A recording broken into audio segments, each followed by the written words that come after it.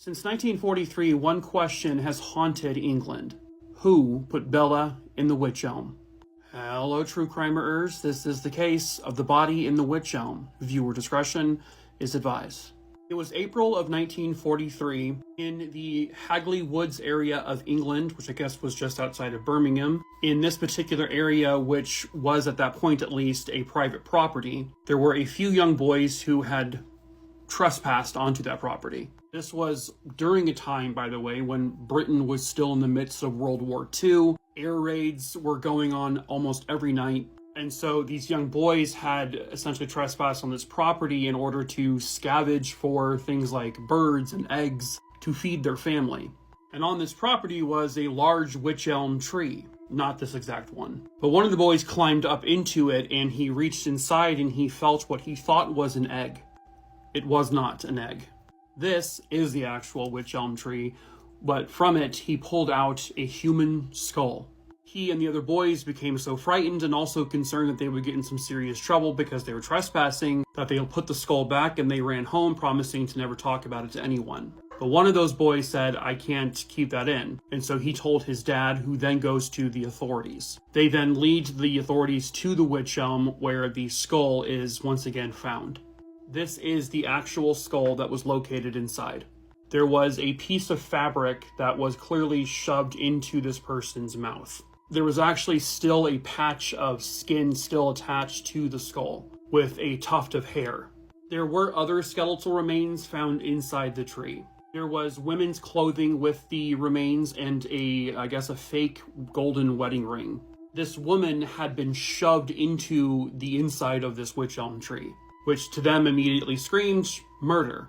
But they had absolutely no idea who this was. The coroner who worked on these remains figured out that this person was a female and had died roughly 18 months prior to being found. She was roughly 35 years old, and many years later there would be this recreation done from her skull. But something they noticed about her teeth was that she had these two very distinct front teeth. They believe that she had been placed into that tree pretty much almost immediately after she was killed, because the coroner said that rigor mortis, once it sets in, it would have been impossible to configure or maneuver the body to get into the position of the tree where it was found. The ripped piece of clothing, which was later determined to be from the clothing that was with her in the tree, that ripped part was shoved down her throat. There is some debate on why that was there. One side suggests that was partially probably used to kill her. But then there's another story that these four boys who were on the property, when they kind of found the skull, they had reached in, they put like a piece of cloth on a stick and put, it into the skull to pull it out. And that part of that clothing item they put on that stick may have just gotten detached in the skull. Because of the wartime conditions and everything that was going on, resources were limited, very depleted. And a proper investigation into this really just could not be done. But they did make efforts. Those distinct front teeth they thought would help them find, out her identity pretty quickly, but it didn't. They scoured through hundreds or if not thousands of missing persons reports to see if they can match like the clothing or the distinct front teeth to anyone, but they had no luck. At one point, the bones, all the bones were given to, I guess, a local university. And decades later, they wanted to do some kind of DNA testing on the bones to see if they could maybe do a familial DNA type thing, forensic genealogy. But unfortunately, at some point, the university lost those bones. And the skull did not have really anything that they could use to get DNA from. Which is why in recent years they've come up with this composite to see if anyone could maybe recall who she was. About 6 months after the woman was found in the tree, there was an abandoned building outside of Hagley Hall where the body was found. And one day someone came out and noticed scrawled on this wall was the phrase, "Who put Bella in the wych elm?"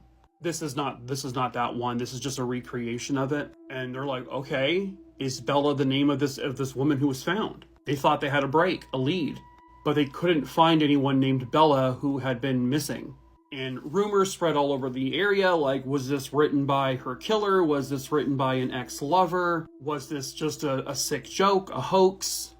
But it didn't lead to anything. About a decade goes by, and there is someone who is writing articles about this story. And one day, the author of those articles is mailed this letter. This person's claiming to be a woman named Anna. And in this letter, she suggests that the one person who probably knows about who put Bella in the witch elm, that person can no longer be prosecuted on this earthly soil, meaning that person was dead.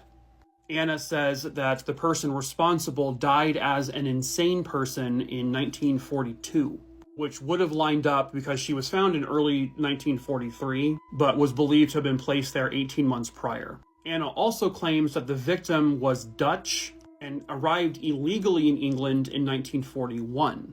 Once authorities got this letter, they tried to, reach out to the newspapers and say, hey, we need Anna to come forward, but she never did. So whether or not this letter or this Anna person was telling the truth, or was this another hoax, they just didn't know.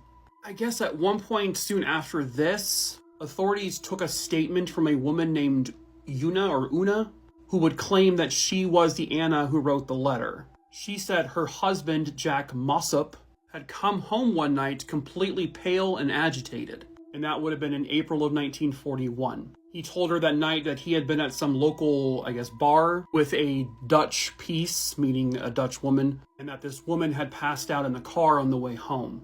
And her husband was with also another friend, a gentleman, and the two of them put the body in the witch elm. Her husband, they confirmed, did die in a mental institution in 1942, soon after all of this would have happened. There was also speculation that this was a ritualistic occult murder. Apparently they found Bella's hand away from the tree, which to them suggested some kind of ritualistic thing. But bones had also been scattered around, which would imply that animals had gotten to her bones at some point. But there was that kind of scary factor of, was this done by, was this a witchcraft thing? It's never really been confirmed. There was also rumors that the woman may have been a German spy, that she was there doing some kind of cross-country espionage, which eventually leads the authorities to find out about this woman here. Her name was Clara. I guess she was an actress, a performer back then, who was believed to have been some kind of spy. And the rumors were that she had parachuted into that area and somehow got stuck in the witch elm. But there was no parachutes or any parachute parts found anywhere near the scene. And there's also the question of, how did she die? They never really determined that. I guess a recent probing was done into this, and they came to the conclusion that this was 99% likely to have been a murder, and that the victim was probably 97% not British. They, doing research, said that Anna's husband, Jack Mossop, was 33% likely to have committed this crime, and only weighed it about 7% likely that this was due to some sort of espionage or spy. They also discovered that Bella may have also been a sex worker. And they've tried to circulate this image year after year since it was created, but nothing has ever come from it. Nobody knows the true identity of Bella. This was over 80 years ago. Obviously, whoever put Bella in the witch elm is long gone.